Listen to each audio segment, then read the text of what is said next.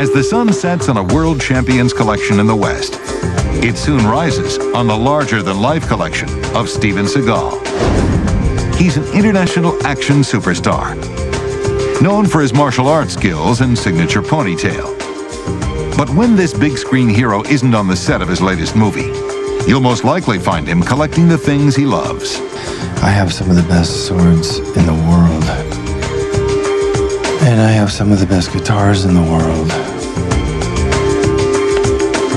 I think he's happy with both the guitar and sword in his hand.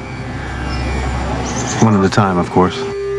His passion for swords began in the country where he sought enlightenment, Japan. I came here in the late 60s, early 70s, and stayed here until about 1985. I came here to study the martial arts, Aikido, Karate, Judo, Jiu-Jitsu. Part of Seagal's martial arts training included the use of the sword. Once he began to master the weapon, he started his most beloved collection.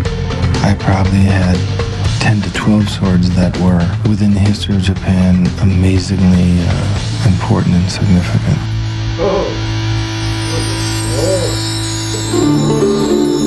Samurai warriors emerged during the Heian period, from 794 to 1185. These warriors were sought after by feudal lords for protection from rival clans.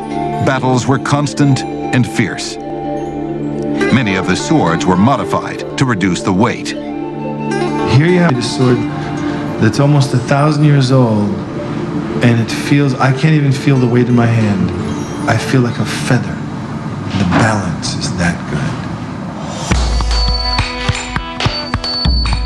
Crafted by repeatedly heating and pounding steel, making a sword was more than just an act of labor. It was also a sacred ritual. When these sword masters made a sword, they didn't eat for sometimes weeks. They fasted, they prayed, they went inside the katana kaji, and they made something that was supposed to be exemplary of their own spiritual quest.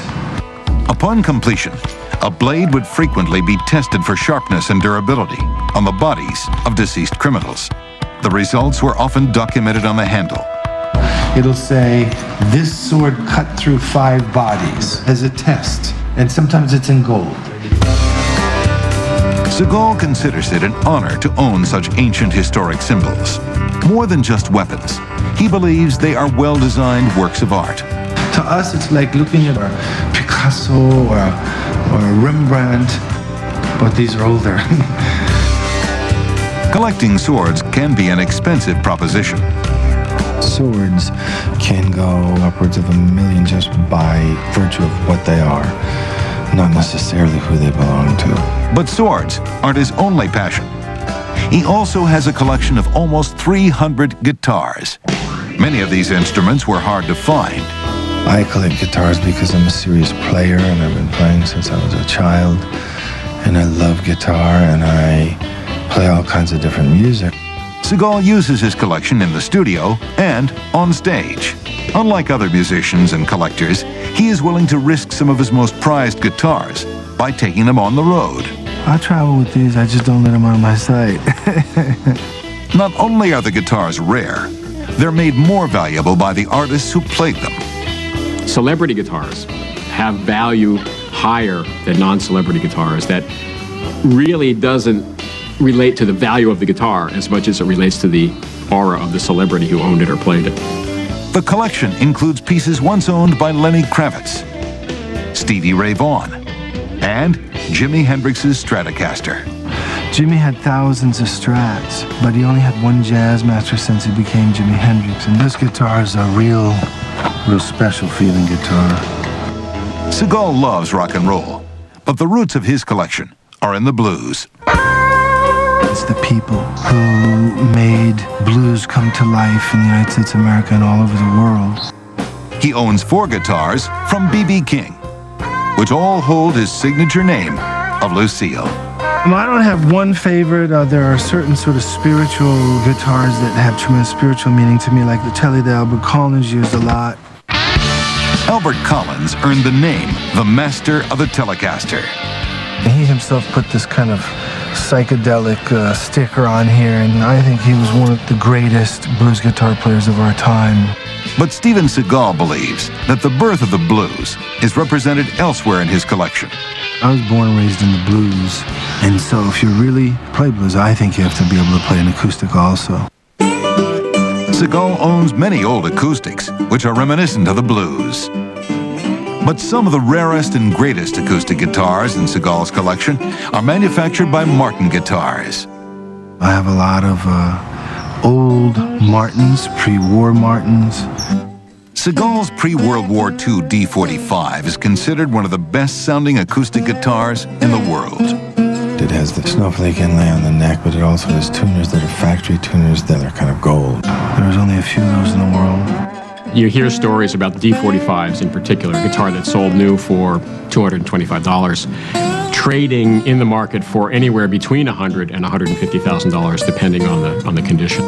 C.F. Martin started his guitar company nearly 2 centuries ago. Since then, they have successfully produced many of the finest collectible guitars known to man. The craftsmanship is impeccable. Taking over 2 years to build, the 1 millionth Martin is the rarest and most valuable guitar they have ever crafted. It has 30 rubies, 40 diamonds, and is surrounded by 18-karat gold. It's such a magnificent piece of art, you know. You can't argue with it at all. I mean, this is a museum piece. They're going to be, pretty rare. For Seagal, judging the collectability of guitars is a matter of personal taste. I collect the different kinds of guitars, not necessarily for how valuable they are, but by virtue of how they look and sound and play. Whether it's guitars or even swords, Steven Seagal's collections are a reflection of his favorite things in life. For me, it's a reverence, and it's only natural to be able to collect those things and revere and admire them.